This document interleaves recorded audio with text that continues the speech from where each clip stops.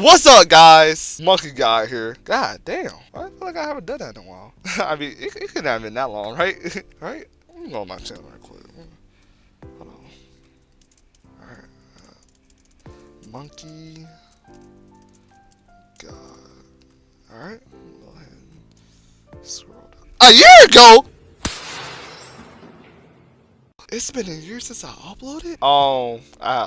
Damn, that's embarrassing. I know you guys are wondering where I've been at. It's been a year since I uploaded, supposedly. I'll address all that at the end of the video. But let's focus on what we can control now. And that's the One Piece Part 2 ranking video. I know it's been a while since I uploaded Part 1. When did I upload Part 1? Hold on. Monkey God? One Piece. It's almost been 2 years. Oh my god. Why would you do that? Why? Why would you do that? I ain't gonna lie, that's embarrassing. That really is real deal embarrassing. I allowed myself to not upload Part 2 for 2 years. Well, I guess the most important thing is that I'm here, right guys? Right? All jokes aside, we got One Piece Part 2. Gotta keep this kind of short, this intro, because this video is gonna be pretty long. So without further ado, let's get right into the video. At number 15, we have Baratie. In this art, we get introduced to Sanji. Right off the back, I knew Sanji was gonna be a good character just by the way he carries himself. As we saw from his backstory, he knows what it means to starve. He was left without food for 60 days, and his adoptive father was forced to eat his own leg because he had no food for 85 days. From that moment on, he vowed to always cherish food. This means if you try to throw away your food without eating it, he will whoop your ass, and if you're starving in front of him, he will feed you, no matter who you are, regardless of if you're a bad guy. Very animal person, wouldn't y'all say? But he's still Zoro's inferior. I'm sorry, that wasn't necessary. I'm just upset for this next part, and that's Mihawk showing up. Now, this is going to be very hard for me, so please bear with me. As we all know, Zoro wants to be the best swordsman in the world, something that he promised his late friend. Mihawk is currently the strongest swordsman in the world, and when he pops up, Zoro decides to fight him, just to see where he stands, and he gets beat by a pocket knife. Slash after slash, it hurt. I felt it.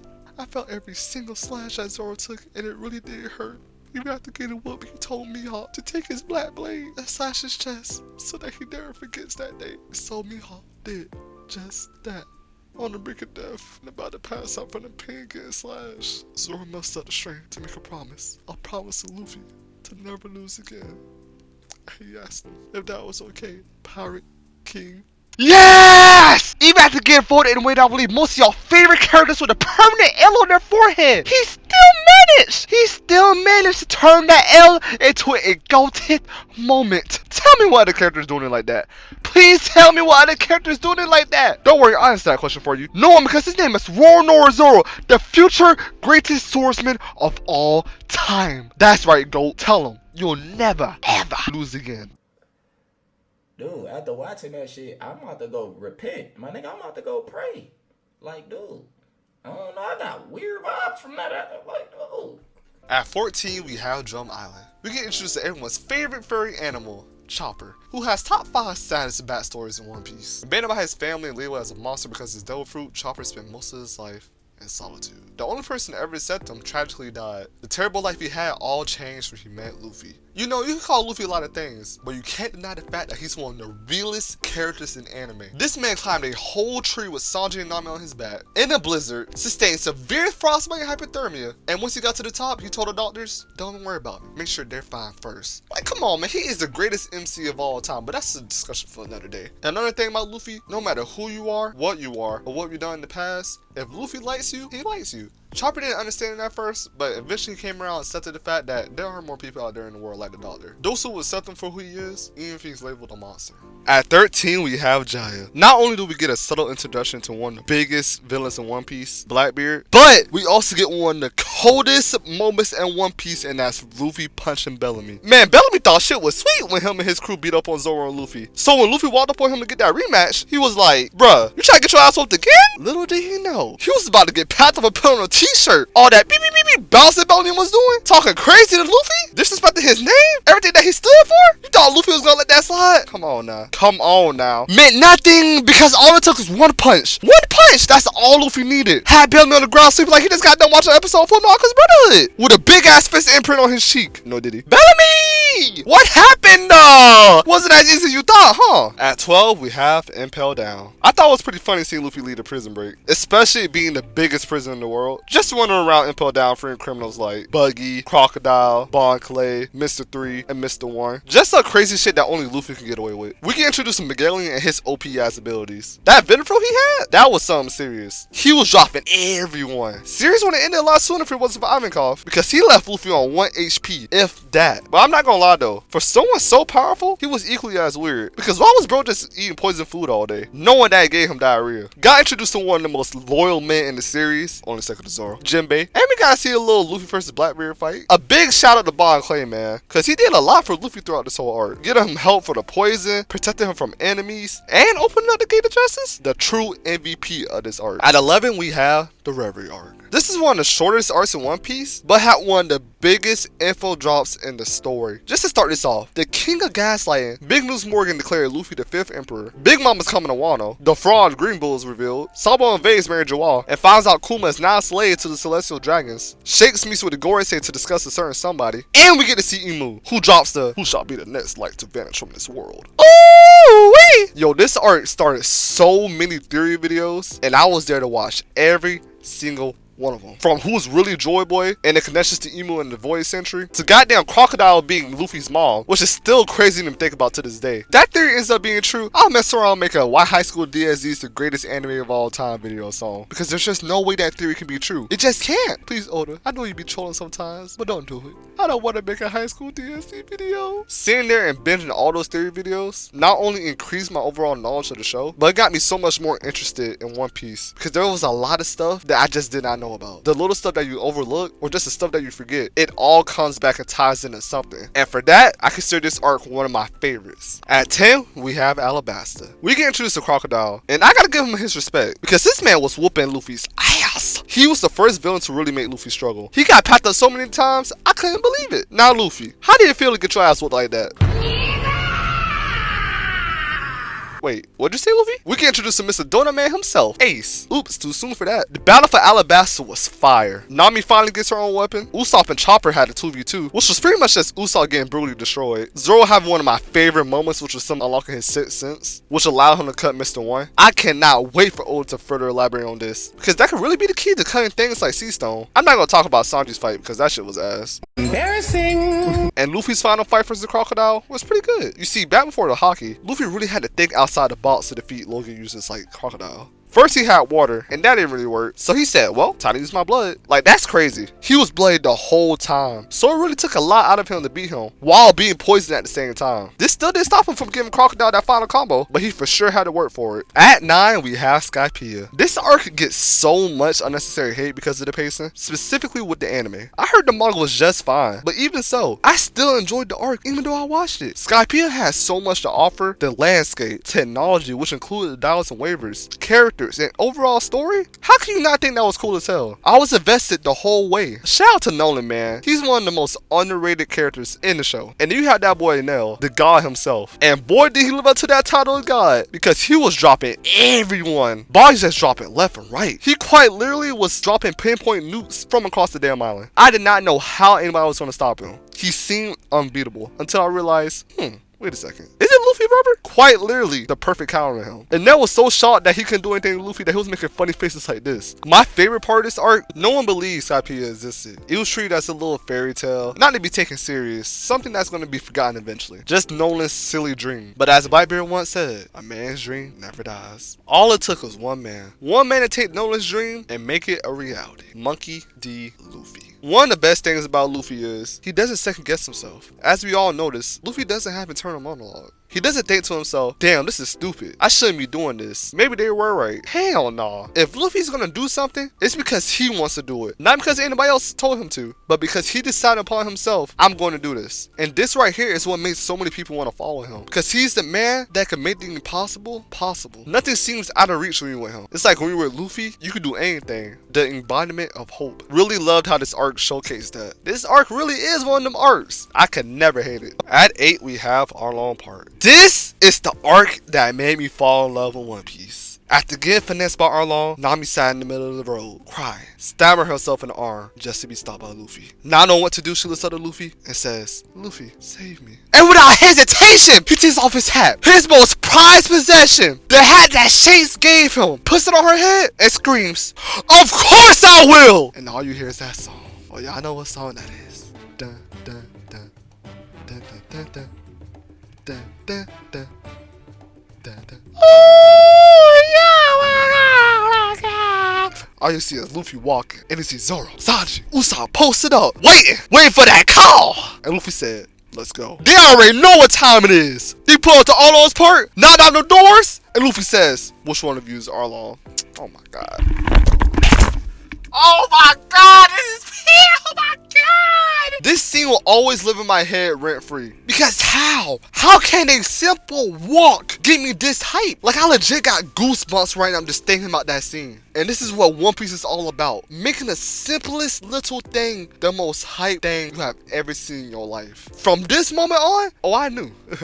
I knew One Piece was different. It quickly became one of my favorite shows of all time. At 7, we have Whole Cake, the Sanji arc. His backstory is fully revealed in this arc. We get to see who Sanji really is. His family practically abandoned him because he was a failed lab rat. The only people that cared about him was his mom and his sister, which explains why he doesn't hit girls. Seeing his backstory and just how much Sanji really went through, on top of his Baratie backstory, just really made me respect Sanji more as a character. Because despite what he went through, he still turned out to be the great man that he is today. It's just a testament to how good he is as a character, and will forever be one of the best written characters in One Piece.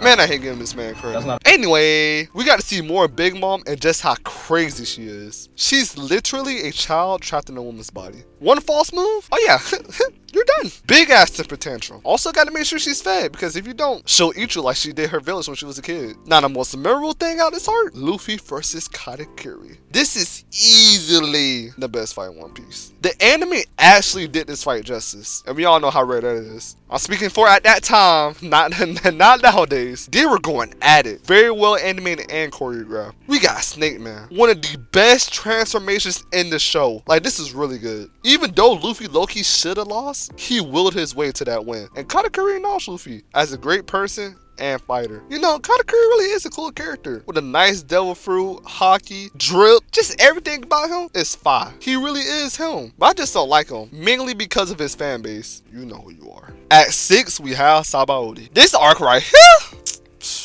god damn, boy. After hitting us with a super Underwoman arc and Thriller bark, it was only right that Oda made it up to us by dropping this masterpiece. We got the worst generation, an introduction to Roger's right-hand man, the Pirate King, and soon to become Luffy's mentor, Rayleigh, and of course, one of the best moments in One Piece. Top 5, top 3. Some might even say this is the best moment in the series, and that's Luffy punching the Celestial Dragon. After Hachi got shot by the Celestial Dragon, Luffy got up and said, "It's time." The Celestial Dragon over there talking that shit, all hyped as hell, saying, "Hell yeah! I just shot a little fish man over there, that little octopus motherfucker." But little did he know, he was about to go get that Bellamy treatment. Luffy doing that little slow walk up the stairs, clenching his fists, got that look in his eyes. Oh yeah. Got me on here rubbing my hands thinking about it. Oh my god. Everyone in the room like, ain't no way. Ain't no way that man about to go do what I think he about to go do. Luffy is like that. Luffy got them stairs, dodged some bullets, which was an even crazier detail in itself because this man Luffy's made out of rubber. The bullets cannot hurt him. They're literally just gonna bounce off of him. But he just wanted to stunt on Oma just because he could. Luffy got to his face. It's about to goddamn color out his ass. Bing! Stop playing with Luffy. Oh, he wants all the smoke.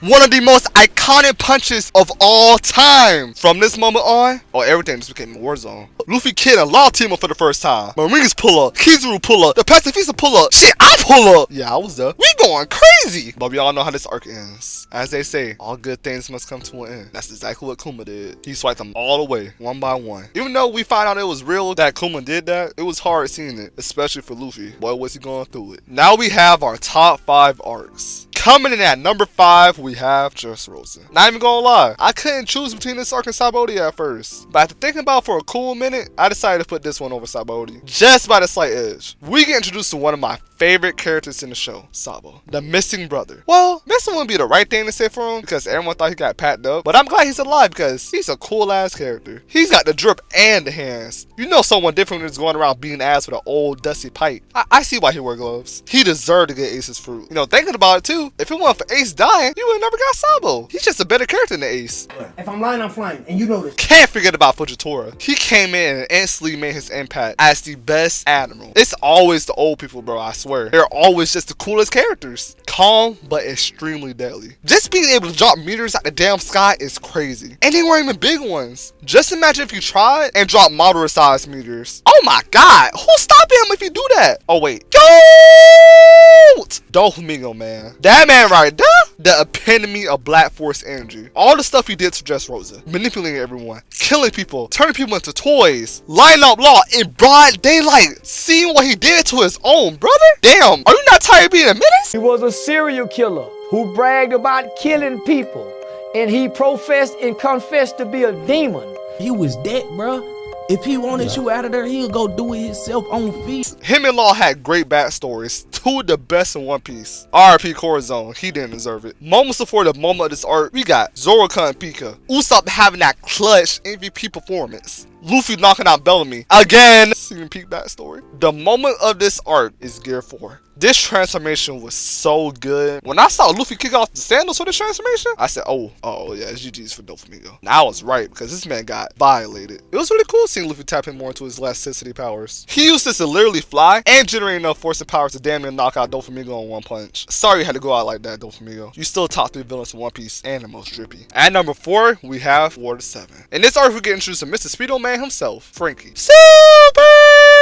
One of my favorite moments in One Piece comes from this arc, and that's Usopp versus Luffy. After learning the Going Merry couldn't be fixed, Luffy decided it was just time to go get a new ship. But Usopp didn't mess with that. Because, you know, his baby girl Kaya gave that to him, so, you know, he couldn't do her like that. Plus, they have spent so much time on that ship, it wouldn't be right to get rid of it like that. Despite all this being true, the main reason why Usopp didn't want to get a new ship is because he thought one day he'll meet the same fate as the Going Merry. Usopp knows he isn't the strongest, smartest, or most useful person on the crew. He thought one day they'll finally just be done with him and leave him. It was far beyond just replacing the ship. He wanted to prove his worth, so he challenged Luffy to a fight. Watching Luffy and Usopp go back and forth between the ship was really good because up to that point, the crew never had any serious arguments. So this was a whole new thing going on. Everyone was telling Luffy to chill out, you're doing too much, this isn't right. But Zoro was like, how can y'all really be mad at Luffy when he's the captain of this ship? As goofy and irresponsible he is, that's what it is. They must follow his word at the end of the day. It's his crew. Luffy versus Usopp was surprisingly a good fight. Usopp would hit his ass with moves I had never seen him do before. Impact dials, gadgets, like he was really in his bag. But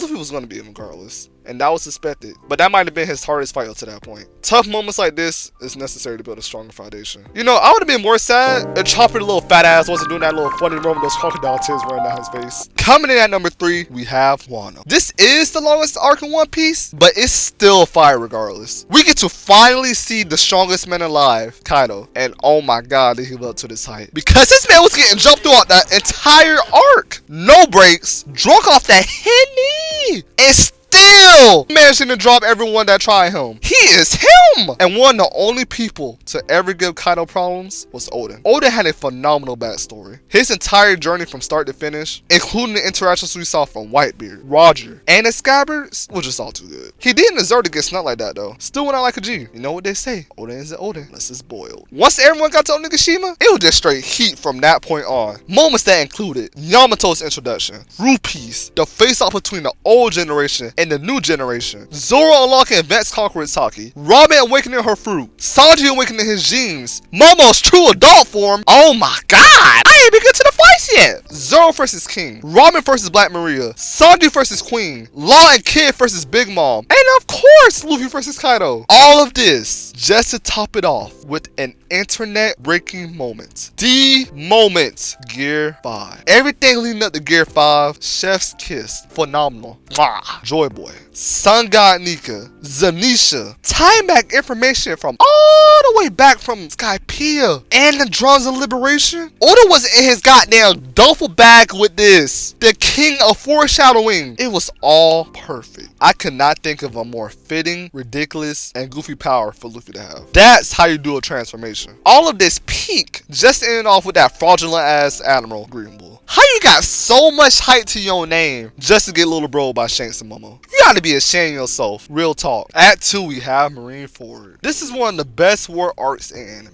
The fight between the government and the Whitebeard pirates for the fate of Ace was special. Some of the strongest forces we have seen up to this point was fighting. 7 warlords, admirals, Sengoku, Whitebeard, everything was just insane. Even at a clear power disadvantage, Luffy was still standing on business and was determined to save Ace, which resulted in us getting that iconic log scene. Whitebeard showed off the power of the strongest man alive, which caused straight havoc. Just imagine what he could have did if this man didn't have stage 5 cancer. He would have won for sure. But even sick, they still had to jump him. Ace got packed up into a donut. Donut Man, no!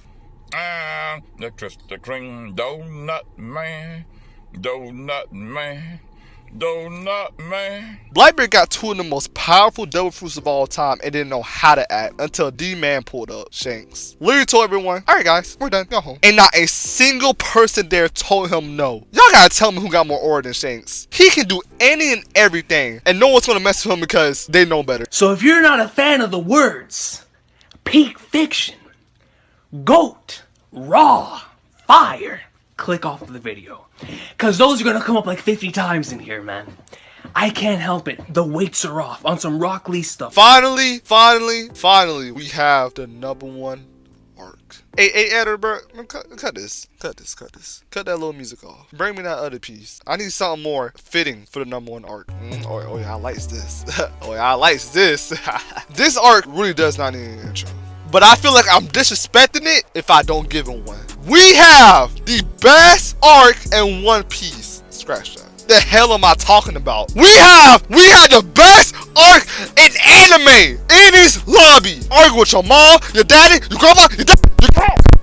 This is the best arc in anime, hands down. There's so much peak in this arc. Where do I even start? May I start with Gear 2nd? What Luffy did to Blue Note should have been censored because he was whooping his ass. Blue Note looking around confused as hell as Luffy's hitting him with the meanest combos I've ever seen in my life. The funniest part of this gotta be when Blue Note tried to bluff saying, huh, that's all you got, with a smirk on his face. And Luffy saying, well no actually, let me go ahead and pull out this third. Blue Note knocked out the set of 3rd gear. He said, oh hell no, this man's crazy. Now I'm going to sleep. Luffy, where did this come from? You was in that lab, homeboy, I see you. But y'all already know what comes next. Y'all already know what comes next. The greatest moment in all of anime. You know the greatest arc in anime gotta have the best moment in anime. Like this ain't no surprise. After seeing Ramen's tragic backstory, now see that Ramen's way beyond just normal power. She's a major threat to the world government. So now Luffy has to decide if she's actually worth the trouble of saving. And without hesitation, Luffy orders Silken King to fire at the world government flag to let them know him and his crew, they want all the smoke. 10 toes down, standing on business. It's them versus the world. With the overwhelming emotions and tears rolling down her face, Luffy tells her to utter those words. Say you wanna leave! Everything else doesn't matter anymore. The uncertainty, doubt, fear that Ramen has doesn't matter anymore. You have a group of people that care about you more than anything in the world. All of that shit does not matter, especially for the man who was the head of that group, Monkey D. Luffy. After finally realizing this, Ramen screams back with all of her might, I wanna live! Oh my god, this is the greatest piece of fish of all time. And it doesn't even stop here. We get so many more moments from this. Amazing crew versus CP9 fights, Luffy versus Lucci, and the Going Merry funeral. When you have an arc like this that can tackle the essence of what a series is all about and do so in such a beautiful manner, you have created the greatest arc in all land. You have bad, you have good, you have great, you have perfect, and you have One Piece. And that, guys, is the end of the video. I'm not even gonna lie to y'all. That audio that y'all heard was made in January 2024. It is June 27, 2026. The video's gonna drop tomorrow, June 28th. Meaning, it took over 2 years for this video to drop. I know, absolutely nasty and diabolical. But the reason why it took so long is because manga panels. So Toei be tripping. They don't really like to use a lot of One Piece anime clips, so that's why you saw mostly manga panels. And I wanted to make it look as good as possible, so I spent so much time trying to be a perfectionist, and I got burned out. Not even gonna lie to y'all. So yeah, it was just a lot of on and off work, and then I'm like, bro, I gotta get this video out. It's been way too long, so I got it out. So that's why you guys also didn't see AK and Elbaf, because, you know, 2 years old, and it definitely would have been included, even though Elbaf is not finished yet. It would have been included because it's like, yo, these arts are really, really good. I'm like walking through the video, right? Like I'm listening to it. Why'd I have Water 7 that high? It was like other arts too, but why'd I have Water 7 that high? I must have been smoking crack back then, because, yo, it's good, but it ain't that good. I would definitely change things around a little bit, but, you know, I think for the most part it was a good video. What do y'all guys think? You know what I'm saying? Maybe sure y'all let me know what y'all thought about the video in the comments. You know, make sure you like, subscribe too. Y'all was like, but another reason why this video took so long is because in life, a lot of things was happening and I couldn't focus. But we good now. I do have a lot of plans for the future in terms of just like videos. Number one video I really want to make is Apothecary Diaries. I think that's the best anime to come out this decade. If I'm lying, I'm flying. My feet's on the ground right now. Can't wait for y'all to hear that one. Whew, I got some things to say about that one. Yeah, just make sure y'all stick around, because I still got a lot of good stuff to come out with. It's not the end of Monkey God, you know, so I promise it's not. Just expect Monkey God to be coming back very, very soon for more consistent content. But yeah, I'll see you guys in the next one. L. Sigh.